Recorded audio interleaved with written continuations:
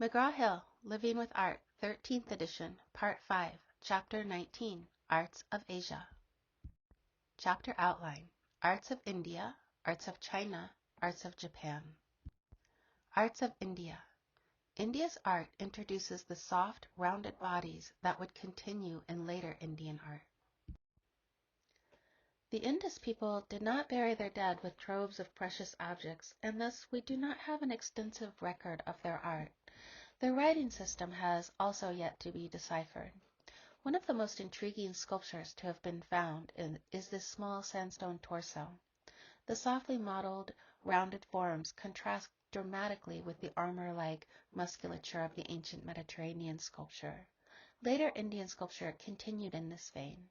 Scholars have interpreted the relaxed abdomen as a sign that the Indus people practiced the breathing exercises we know from later Indian culture as a component of yoga, the system of physical self-mastery that can be used to bring spiritual insights.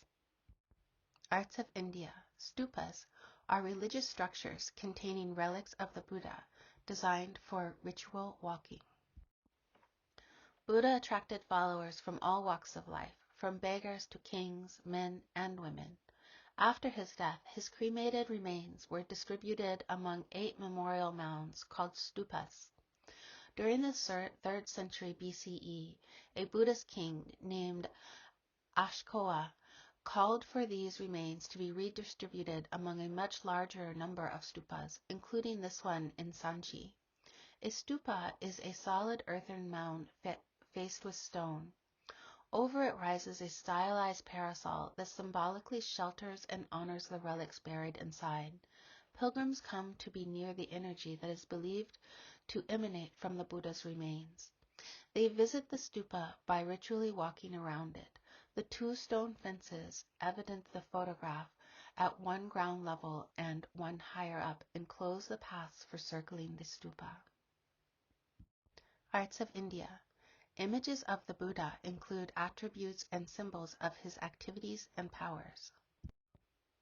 Toward the end of the 1st century CE, images of the Buddha began to appear in northern India, influenced by Greek representation of the gods in human form. An enduring image of the Buddha emerged in 5th century CE in the workshops at Sanart in northern India. Typical of Sanart style, the Buddha's robe molds itself discreetly into the surfaces of his body. The neckline and the hanging sleeves are almost the only signs that he is wearing a robe at all. Seated in the pose of meditation, the Buddha forms the mudra or hand gesture that indicates preaching. Here he is preaching his first sermon, known as the Sermon at Deer Park. Note the 2 deer carved in the bottom section. Other attributes of the Buddha include the bump on his head, which signifies enlightenment, and his long pierced earlobes, which represent the princely wealth which he rejected. Arts of India.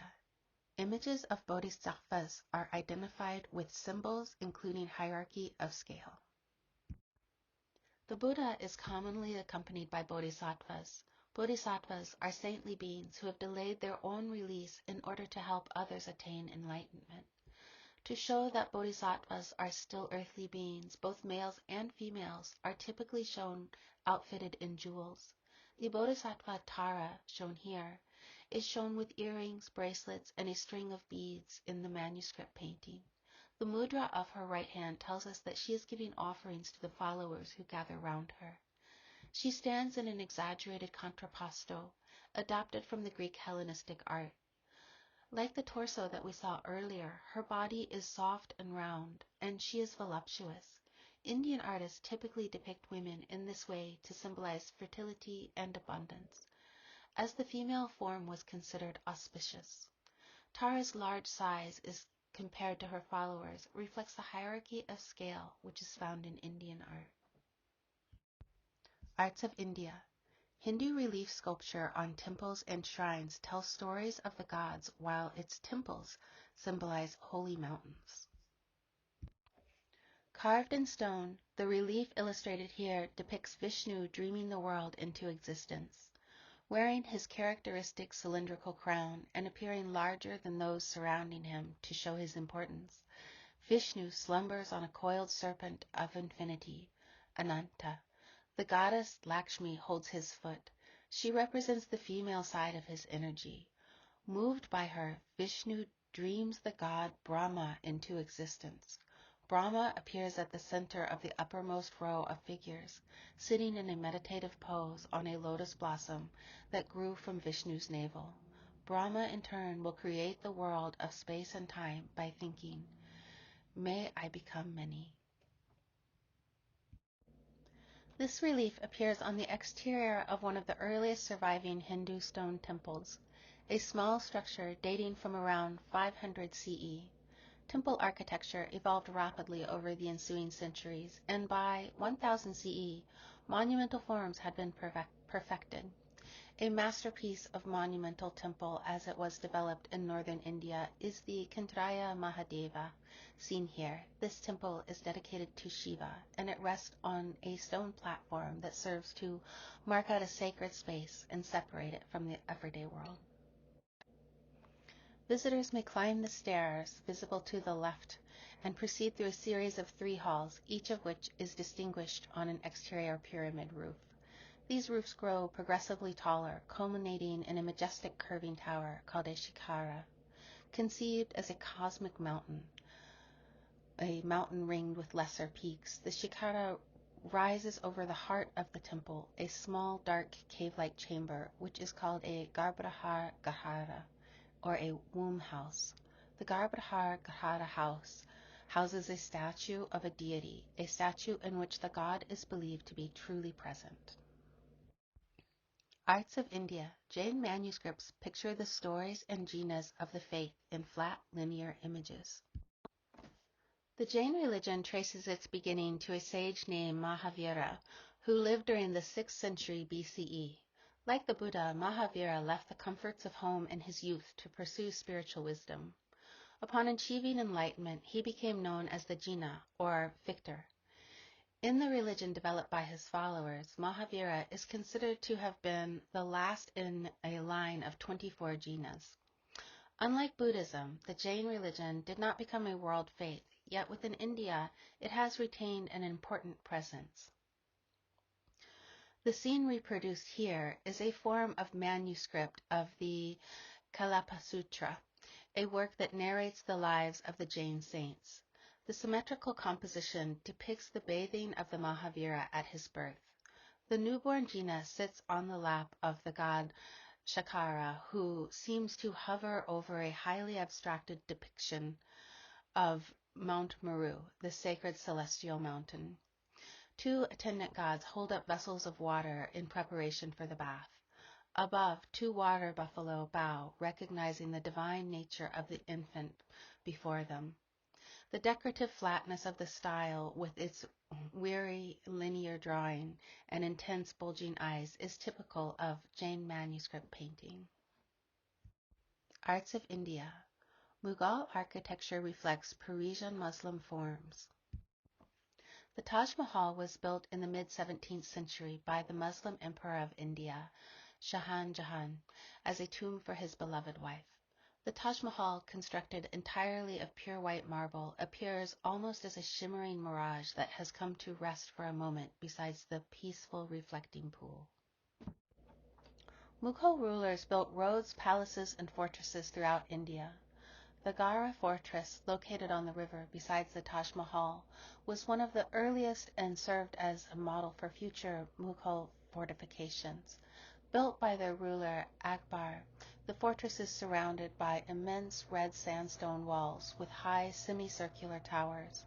The complex inside includes audience halls, mosque, and living quarters. One of these is the Jangariya Mahal. It is a 2-story resident building around the courtyard.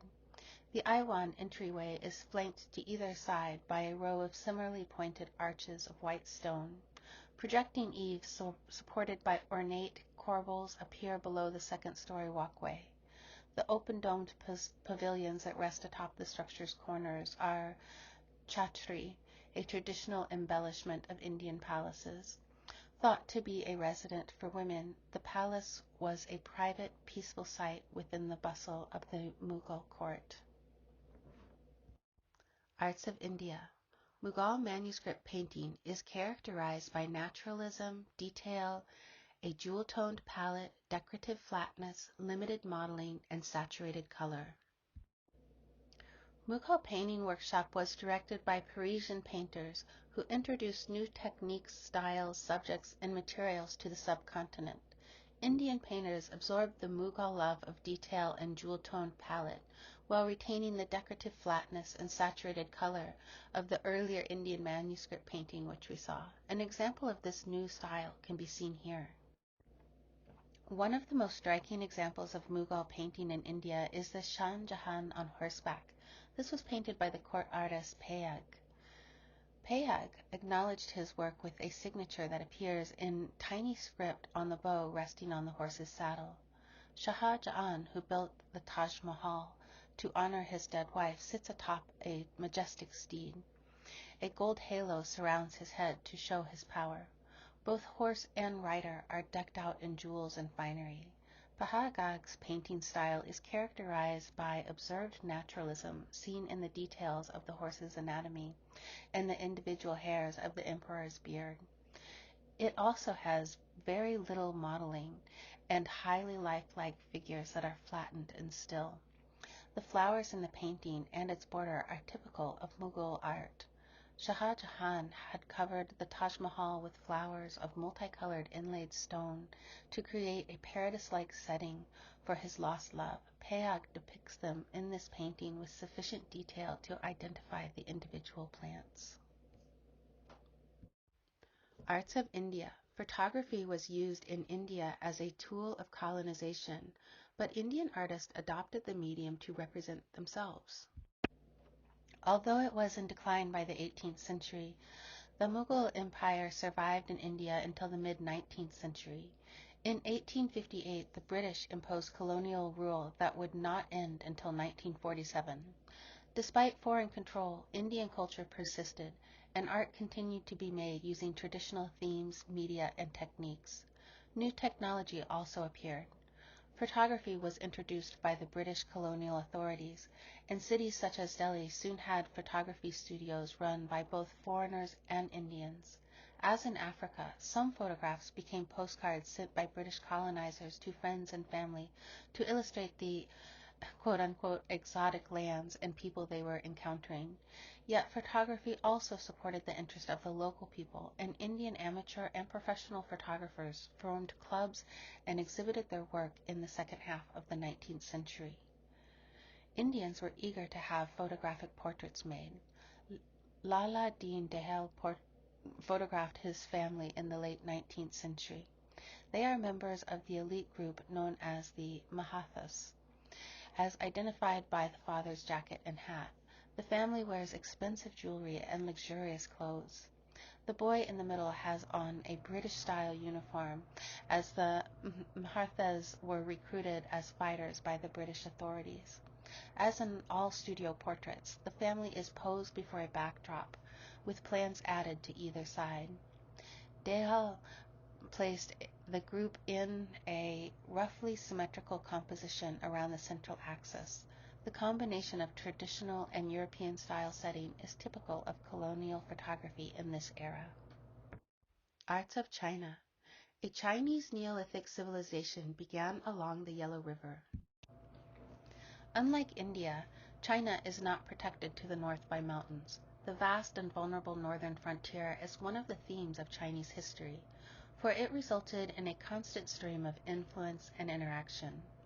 Peaceful contexts produced fruitful exchanges between China, India, Central Asia, and Persia, but repeated invasion and conquest from the north also shaped Chinese thinking and Chinese art. Fundamental features of the Chinese landscape are the three great rivers that watered its heartland. The Yellow River is traditionally spoken of as the cradle of Chinese civilization. Advanced Neolithic cultures built settlements on its banks from around 5000 BCE. This painted jar, made around 2650 BCE, testifies to China's Neolithic ceramic production along the Yellow River. Linear designs swirl around the shoulder and frame of the neck. Other examples have abstracted human figures and animals. These objects not only demonstrate the presence of a sophisticated pottery industry in the area, but also establish the importance of line in Chinese art.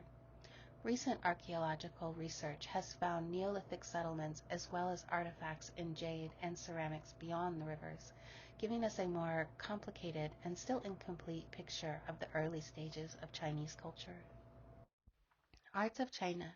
Chinese art of the Shang and Zhou dynasties is known for its piecemealed cast bronzes with Taotai motifs used in ancestor rituals. Valued and valuable possessions of elite families, bronze vessels were used at banquets for rituals, offerings of food, and wine to ancestors. The set seen here represents just some of more than 30 types of ritual vessels used in the Shang and Zhou dynasties. Found in a tomb, the set consists mostly of vessels used to pour or drink wine. The pipe-shaped object in the foreground is a ladle, and the rectangular boxes at the bottom are altars. Where rituals to ancestors took place, several of the vessels, including the jar at the bottom right, display the most famous and mysterious of Shang decorative motifs. The stylized animal or monster face known as the Taoti, with the two horns and staring eyes. The Taoti may relate to shamanism, the practice of communicating with the spirit world through animal go-betweens. Other motifs found in the vessel's decoration include birds and abstracted dragons. Arts of China. A Qin dynasty royal burial included a lifelike terracotta army to accompany the ruler in the afterlife. In 2021 BCE, the state of Qin claimed victory over other states, uniting all of China into an empire for the first time. Its emperor not only coveted ancient bronzes, but was also obsessed with attaining immortality.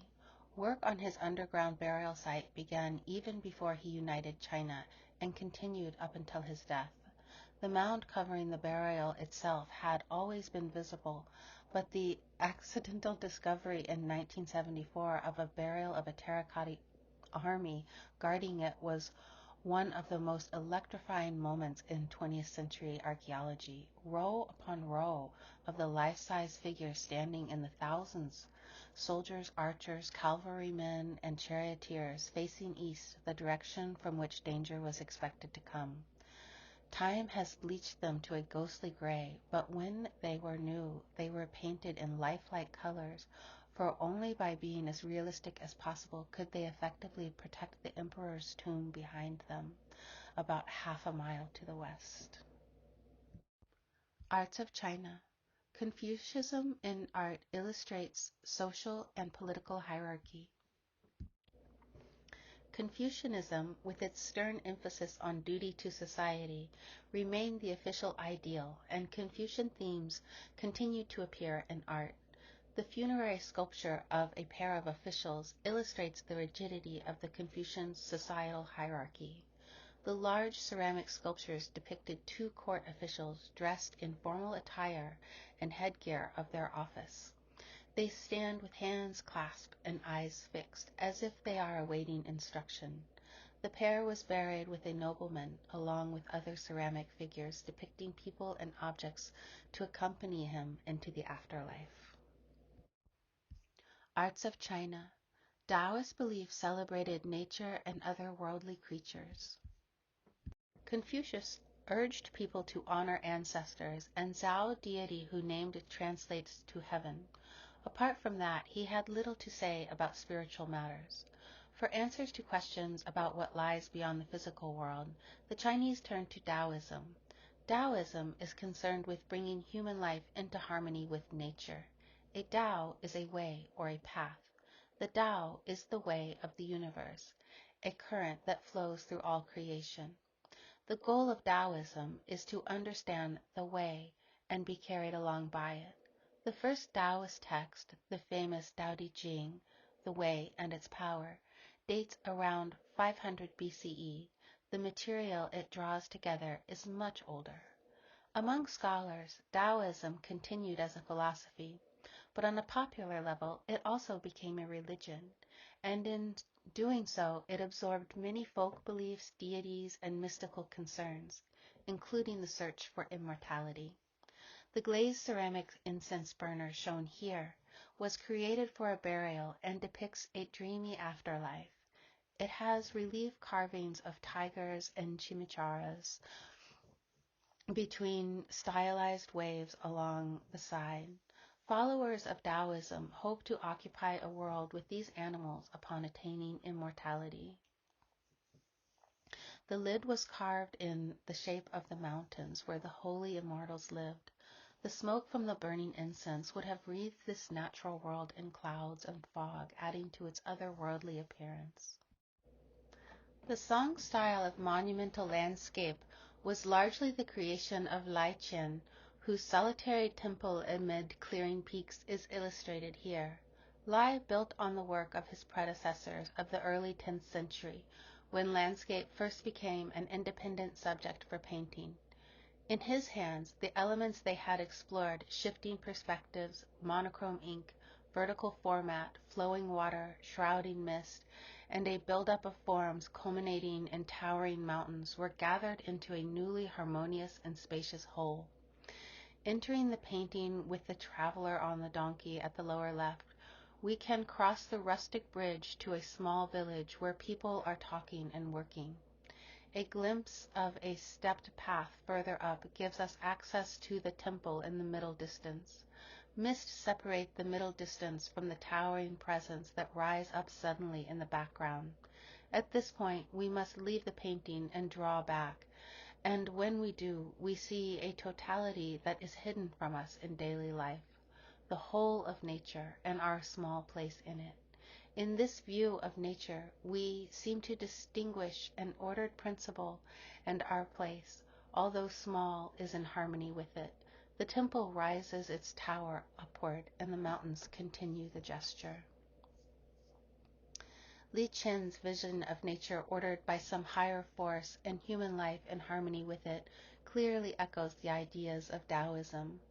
Some art historians believe that such paintings may originally have been understood to portray the Taoist Isle of the Immortals, yet we can also view the painting from a Confucian's perspective as a mirror of the order of China itself, with the emperor towering above, surrounded by his officials, as well through a Buddhist lens, as a great example of Buddha flanked by bodhisattvas. Arts of China. Buddhism arrived in China on the Silk Road and led to images of Buddhist themes, especially Pure Land Buddhism. The most popular form of Buddhism in China was a sect called Pure Land, named for the Western paradise where a Buddha Amitabha dwells. The fragment of the hanging scroll illustrated here portrays a bodhisattva leading the soul of a Tang lady to her eternal reward in the Western paradise, imagined in the upper left corner as a Chinese palace. The magnificently attired bodhisattva is a Chinese fantasy of an Indian prince. His right hand holds an incense burner, his left hand holds a lotus flower, and a white temple banner. Flowers fall about the couple, symbols of holiness and grace. The painting's thin black contour lines, flat colors, and limited spatial depth are typical of Tang Dynasty painting. Much Buddhist art of the Tang Dynasty was destroyed during the 9th century when Buddhism was briefly persecuted as a quote-unquote foreign religion. One building that somehow escaped destruction is the Nanshan Temple. Little Chinese architecture has survived from before 1400, and thus the Nanshan Temple, although small, takes an added importance. Like all important buildings in China, it is raised above ground level on a stone platform. Wooden columns capped by bracket sets bear the weight of the tiled roof with its broad overhanging eaves. The curve of the stepped trussed roof directs attention to the ridge, where two ornaments based on upsweeping fishtails serve symbolically to protect the building from fire. Arts of China. Tang Dynasty painting is characterized by thin black contour lines, flat colors, and limited spatial depth.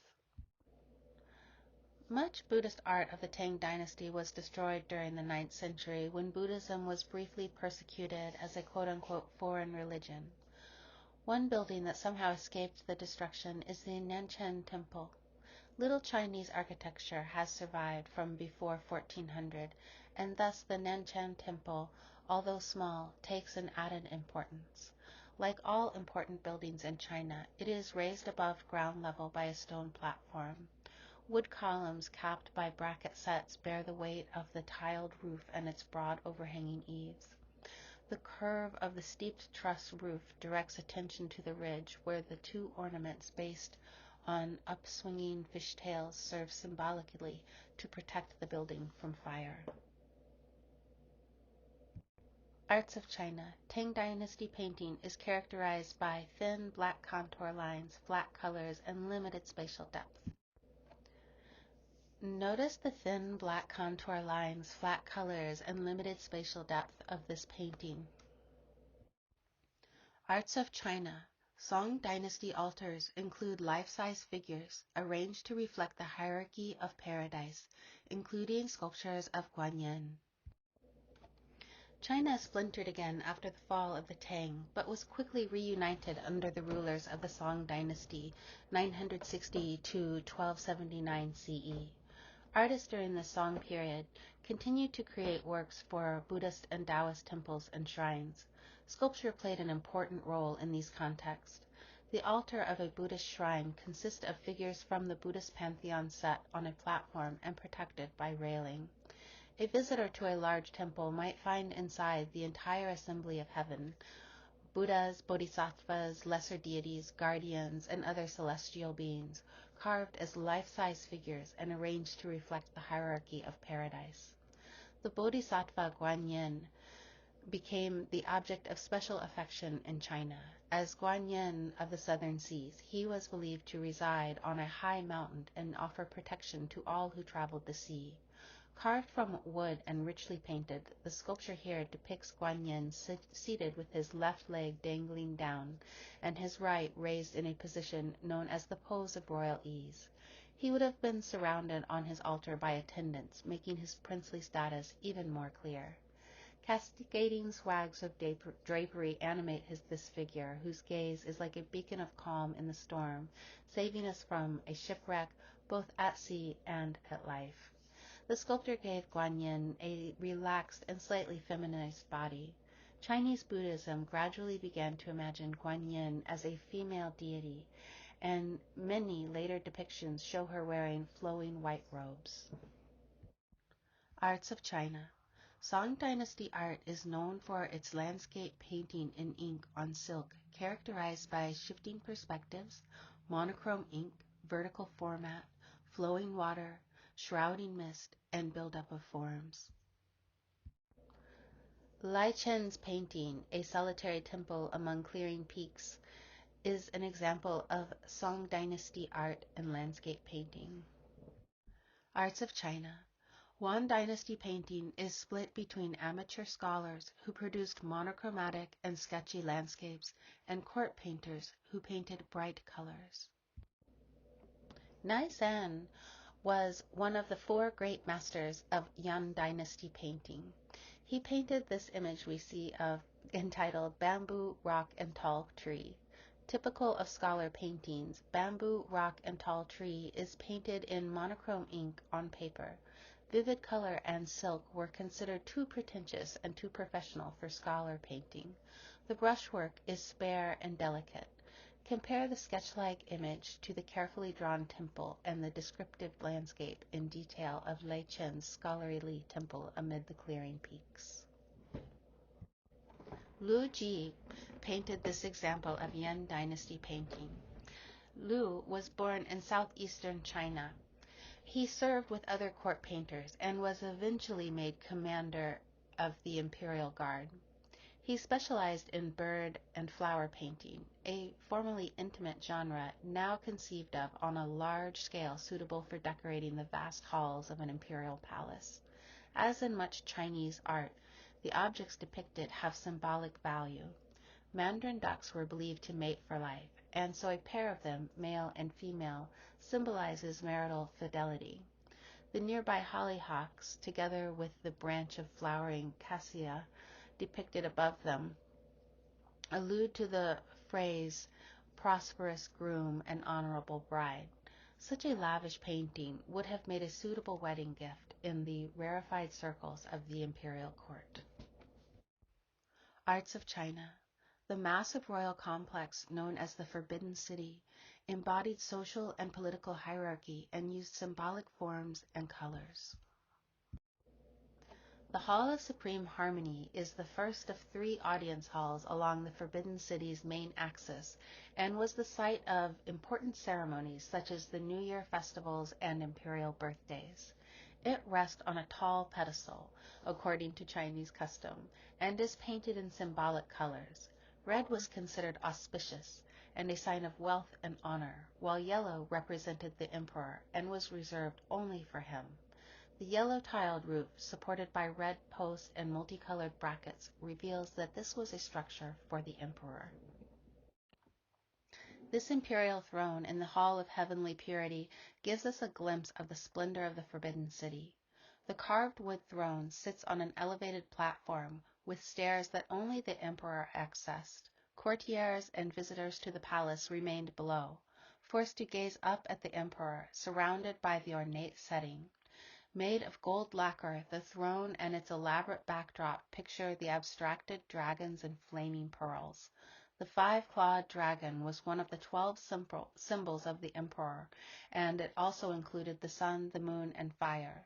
The dragon chases the pearl as an object of great value, sometimes representing the moon. When this throne was made during the Qin dynasty, use of these symbols was restricted to the emperor, and the lacquer throne, as well as China's system of hereditary rulership itself, were known as the Dragon Throne. Arts of China. Chinese portrait painting in the Qing dynasty was influenced by Western art. Dragons appear predominantly in the clothing worn by the Qin dynasty emperor. Qianlong, a 19th century portrait. There is a dragon in the middle of the emperor's chest, its body wrapped around a flaming pearl. Dragons also appear along the hem of the emperor's garment and emerge from his throne, their thrashing bodies coiled into golden clouds. Qianlong, on the other hand, appears impassive in the painting. The portrait represents the ruler as immune from human passions and weaknesses, with his slightly raised eyebrow being the only hint of personality. Arts of China. Communist China used social realist art for propaganda.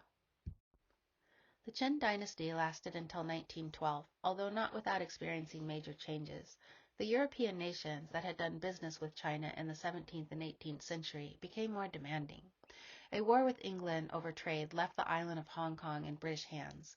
Civil unrest challenging imperial authority and foreign involvement in Chinese affairs was met with brutal responses. Yet the Qin dynasty could not stem the changing tide, and China became a republic in 1912. Following World War II, China became the People's Republic of China, led by Chairman Mao. Social and economic reforms imposed communist ideologies that promoted agrarian productivity and the redistribution of wealth. Art created during those early days of the People's Republic aimed to teach communist ideals. The poster seen here pictures Chairman Mao on the right, alongside Soviet leader Joseph Stalin, Russian revolutionary Vladimir Lenin, and German socialist Friedrich Engels, who helped Karl Marx on the far left write the Communist Manifesto in 1848. The imagery has little in common with traditional Chinese drawing. Instead, the artist embraced the naturalism of Western art and a clear informational approach. The purpose of the poster and its inspirational slogan was to inform, not to entertain. Its purpose as a propaganda tool promoting socialist or communist values led scholars to call this approach socialist realism. Arts of Japan. Hiniwa figures in Shinmei demonstrate the Japanese taste for simple forms and natural materials, influenced by the Shinto faith. Separated from the Asian landmass by the Sea of Japan, the islands of Japan form an arc curving northward from the tip of the Korean peninsula. Neolithic cultures were established on the islands by 10,000 BCE.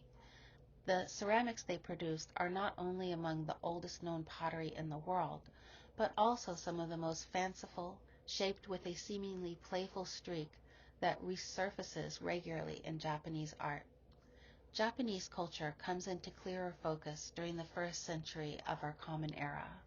Large burial mounds from that time have yielded earthenware figures such as the Haniwa sculpture of a seated noble.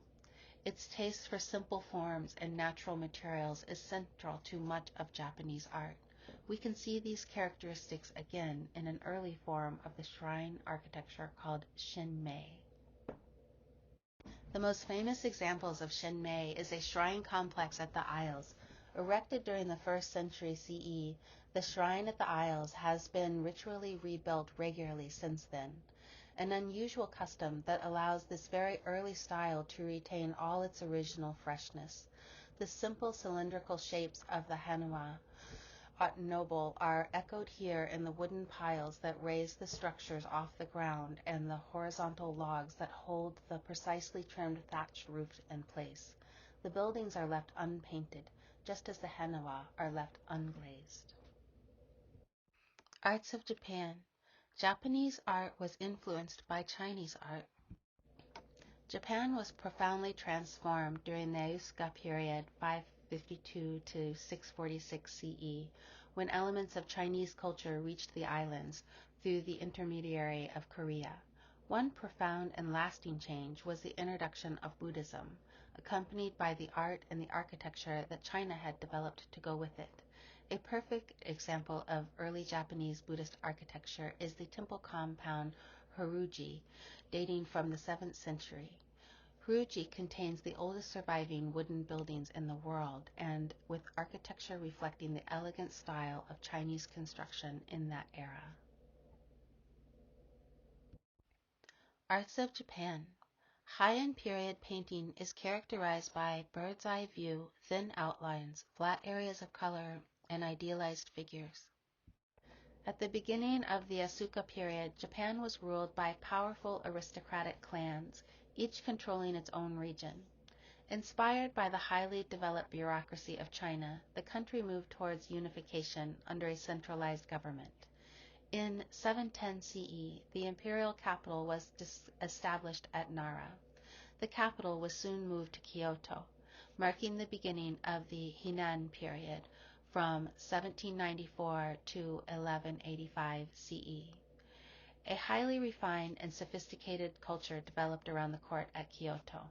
Taste was paramount, and both men and women were expected to be accomplished in several arts. Perhaps the most important art was poetry. Through miniature 31-syllable form known as tanka, men and women communicated their feelings for each other, but always indirectly. The emphasis on literary accomplishment resulted in what many considered to be the greatest work of Japanese literature, The Tale of Genji, by Murasaki Shikibu. A lady of the court, Murasaki wove aristocratic manners into a long narrative of love and loss that is often called the world's first novel. Some of the earliest examples of secular painting in Japan survive in a copy of The Tale of Genji, made during the 12th century. Written out and illustrated as a series of hand scrolls, another imported Chinese idea, the monumental project brought together the specialized talents of several teams of artists. The illustration here depicts Genji's son, Keru, playing dice with the Japanese emperor. On the opposite side of the partition, two women in colorful robes walk towards the men. Arts of Japan. Kamakura period reflects the taste of the samurai and Western Pure Land Buddhism. The last decades of the Heian period were increasingly troubled by the rise of regional warriors called samurai. We can appreciate the life of the Kamakura period, 1185 through 1392, the samurai warrior through his armor. Made for fighting on horseback, the yorori is a protective chest piece and skirt, It is made of lacquered leather panels laced together with plates of leather-covered iron over vital areas. The small rectangular and X-shaped markings on the stitches in the leather. These were once made of white and colored silk, with colors and patterns determined by the warrior's clan and rank. An image of the Buddha is stenciled on the center of the leather chest piece. The helmet has a large gilt copper crest, and the samurai's face was covered by a mask. Armored sleeves and shin guards also accompanied this suit. While undoubtedly protective, the yuyori could be quite heavy, and some examples weighed nearly half as much as their owners. The painting of the Kamakura period depicts Buddhist themes, such as this painting of a subject called Ryegyo, representing a Buddha and his attendants streaming down from heaven in the light of their own glory. Literally welcoming approach, Ryegyo depicts the Amitabha arriving to escort a believer's soul into the Western paradise. The gold on this Ryegyo makes the heavenly procession shimmer as it descends towards earth. The painting style, with thick black outlines, flat areas of color, and conventional rather than individualized figures, is typical of this period, and most clearly seen in the tall Amita standing on a lotus blossom. The details of his robe are drawn in thin gold lines. He is preceded by numerous bodhisattvas, and celestial musicians play all around him. Ryegyo were taken to the homes of the dying in hopes that the vision that were depicted may come true. Arts of Japan. Muromachi period Zen Buddhist paintings depict simplicity and solidarity, meditation with splashed ink. During the Muromachi period, 1392 to 1568, a new type of Buddhism, Zen, became the leading cultural force in Japan. Zen reached Japan from China. Following the example of the historical Buddha, it stressed personal enlightenment through meditation. Direct one-on-one teaching or master to student was favored. The best-known Zen teaching tools are koan, irrational questions designed to short-circuit the logical thought patterns. An example of a koan is, what is the sound of one hand clapping?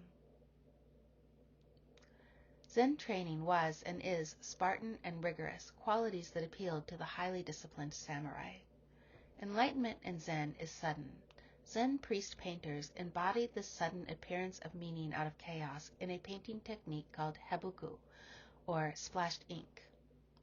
Bokushu Shusho, splashed ink landscape, is a masterpiece of this difficult technique. Difficult because most attempts end in a mess. Bokusho drew together his splashes with a few expertly placed dark strokes, giving us all the clues we need to see a forested hillside by the water and a rocky outcropping emerge from the mist.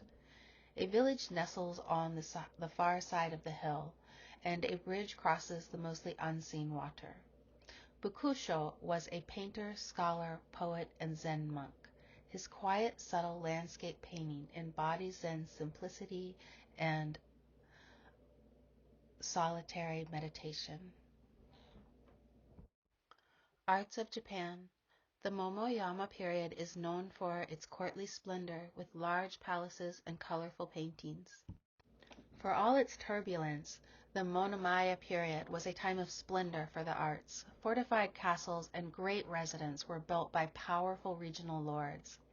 Himeji Castle, originally constructed in the 14th century, was rebuilt and enlarged near the end of the Monomaya period. The hilltop castle gates, moats, and maze-like pathways for defense. Openings in the thick perimeter walls allowed defenders to shoot arrows as attackers approached. With 83 separate buildings inside its walls, Himeji Castle covers more than 500 acres. 4 tall towers, or keeps, with up to 6 stories each, rise above the vast complex, resting on tall stone foundations. The keeps are constructed of posts, beams, and brackets, with wood walls covered in white, fire-resistant plaster. Inside, tall wood pillars rise up through each story to provide additional stability. Sitting high atop a bluff overlooking a river, Himeji Castle is a fitting symbol of the Monomaya's era of powerful warlords. We get a glimpse of the inside of a Momoyama period residence in this replica of a shoin or study. The room features typical Japanese grass mats covering the floor and paper-covered sliding doors that define spaces within all kinds of structures. An alcove for sitting and contemplating a Zen Buddhist landscape is on the left. The Fushuma on the far wall reflect the ostentatious taste of the regional lords. Their gold background and gnarled tree embody the bold and highly colored decorative style that was much imitated in later Japanese art. Arts of Japan. Edo period art reflects the concept of ukiyo that focuses on pleasure, entertainment, nature, and urban life. Example 1. Kitagawa Utamaro's Hairdressing from 12 Steps of Women's Handicraft, a woodblock print from the Edo period. Example 2 of Edo period art is Utagawa Kinsudawa Artisans in 1857. This woodblock print from the 36 views of Mount Fuji. The cowering fishermen of the great wave at Kanagawa certainly cannot spare a second to gaze at the mountain, yet there it is, with its majestic snow-capped peak. What a contrast it provides with the wave rearing with claws of foam, threatening to crush the slender boats below. A second wave in the foreground echoes the shape of Mount Fuji, supporting a rhythm of up and down motion.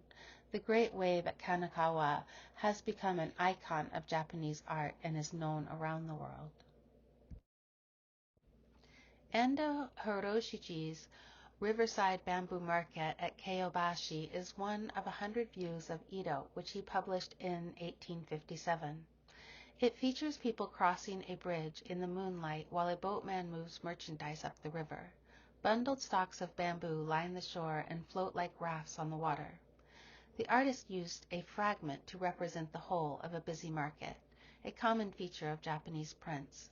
The composition is so tightly cropped that we do not see either the beginning or the end of the bridge. It is as if traffic on and under the bridge pause for a moment before people and water move on. The moment is fleeting, yet by leafing through all 100 views of the city, we come to appreciate the daily lives of Edo's residents. This concludes Chapter 19.